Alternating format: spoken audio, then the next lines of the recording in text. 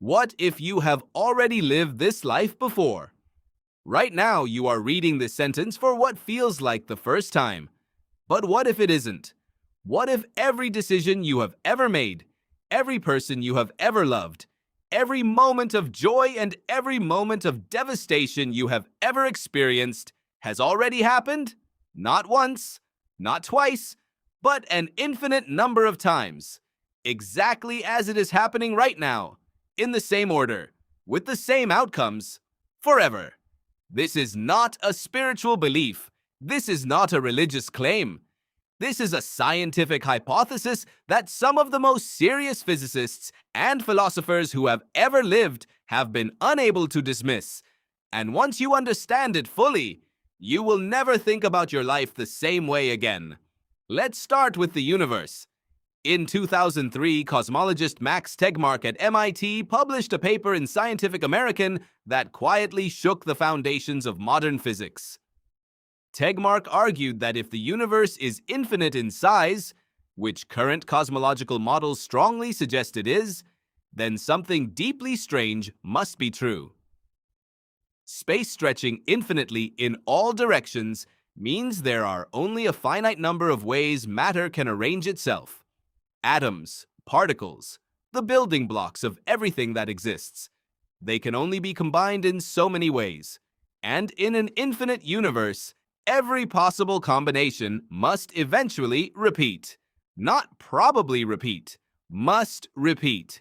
Which means that somewhere, unimaginably far away, further than light has ever traveled, further than any telescope could ever see, there is another version of this planet, with another version of your country, your city, your street, your house. And in that house, there is someone who looks exactly like you, with exactly your memories, reading exactly this sentence, thinking exactly this thought. And there are infinite versions of them too. Tegmark calls these parallel worlds Level 1 multiverses. Not science fiction, not speculation dressed up as science. A direct mathematical consequence of an infinite universe, published in one of the most respected scientific journals on Earth. But here is where it gets stranger, because the multiverse is only the beginning. In 1957, a young Princeton physicist named Hugh Everett III proposed something that was so radical, his PhD supervisor initially refused to accept it. Everett argued that quantum mechanics, the science of how particles behave at the smallest scale of reality, implied something extraordinary about the nature of the universe itself. You may have heard of Schrödinger's cat, the thought experiment where a cat in a box is both alive and dead until you open the box and look. The standard interpretation of this is that reality is uncertain until it is observed. But Everett proposed something different. He said the cat is not both alive and dead. It is alive in one version of reality and dead in another. And when you open the box, you don't collapse the uncertainty into one outcome. You split. One version of you opens the box and finds a living cat. Another version of you opens the box and finds a dead one.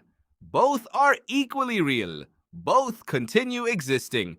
Every decision you have ever made, every coin flip, every random event that has ever touched your life.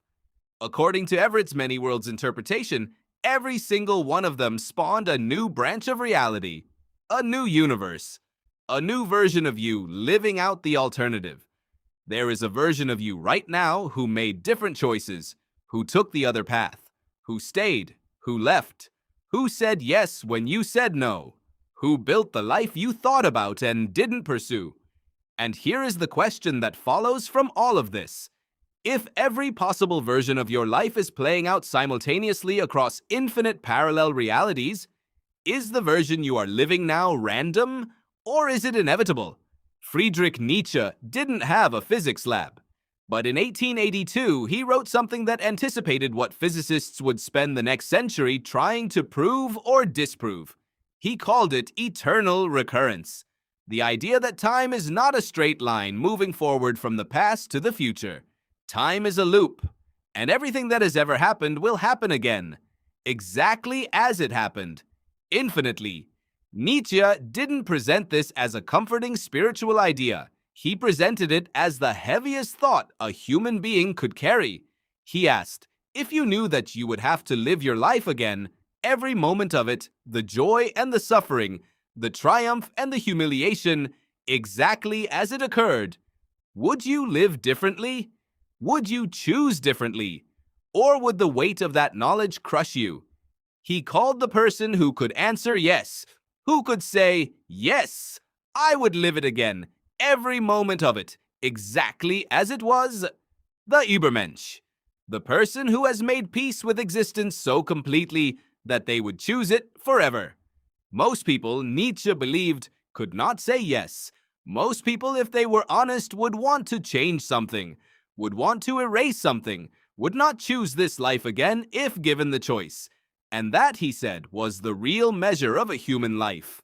Not wealth, not fame, not achievement, but whether you had lived in such a way that you could face the eternal return of every single moment without flinching. Now here is where physics and philosophy collapse into each other in a way that is almost impossible to look at directly. In 2020, physicist Roger Penrose, who won the Nobel Prize in physics that same year, published a theory called Conformal Cyclic cosmology. Penrose argued that the Big Bang was not the beginning of time. It was one event in an infinite sequence of universes. Each universe begins, expands, burns out, and then, through a process of geometric transformation at the boundary of its death, becomes the Big Bang of the next universe. An infinite chain of universes, each one born from the death of the last. Time is not a line, it is a series of loops. Not the same universe repeating exactly, but the same process, the same structure. Existence looping through itself forever, each iteration building on the geometry of the one before. And if the universe loops, if time itself is cyclic rather than linear, then the question of whether you have lived this life before is not metaphysical. It is physical. It is mathematical. It is a question about the geometry of space-time itself. Now, none of this is proven. The eternal return cannot be tested. The many worlds interpretation remains deeply controversial among physicists. Conformal cyclic cosmology has not been confirmed. These are hypotheses. Some of the most serious hypotheses ever proposed by some of the most serious minds who have ever lived, but hypotheses. What is remarkable is not that these ideas are proven. What is remarkable is that they cannot be dismissed. Because here is what we do know. The laws of physics are time-symmetric. The fundamental equations that govern how particles interact work equally well whether time moves forward or backward. There is no equation in physics that forbids the past from recurring. There is no law that says this moment, right now, this exact configuration of matter and energy and consciousness cannot happen again. The only thing preventing eternal recurrence from being true is something that physics has not yet found. A reason it cannot happen. And so far, that reason doesn't exist. So here is the question Nietzsche asked, reframed through the lens of modern cosmology. If you are living this life for the infinite time, if every moment you are experiencing right now is a moment you have experienced before and will experience again, does that change how you feel about it? Does the argument you had last week matter differently if you know you will have it again? Does the beauty of a moment you loved land differently if you know it has already been lost and found again infinite times? Does the thing you are afraid to do feel different if the version of you who did it also exists right now in another branch of reality, already living with whatever came after? The physicist Brian Greene at Columbia University has spent decades thinking about these questions. In his book, The Hidden Reality, he writes that the implications of modern cosmology are so strange that most people cannot fully absorb them. Not because they are too complex, but because they are too large. The human mind was built for a world of predators and shelter and food and love. It was not built to hold infinity, but you are holding it right now. And somewhere, in a branch of reality that is just as real as this one, A version of you already knows the answer. You are reading this sentence for what feels like the first time. Maybe it is, maybe it isn't, and maybe, if Nietzsche was right, the only question that has ever mattered is whether you would choose it again.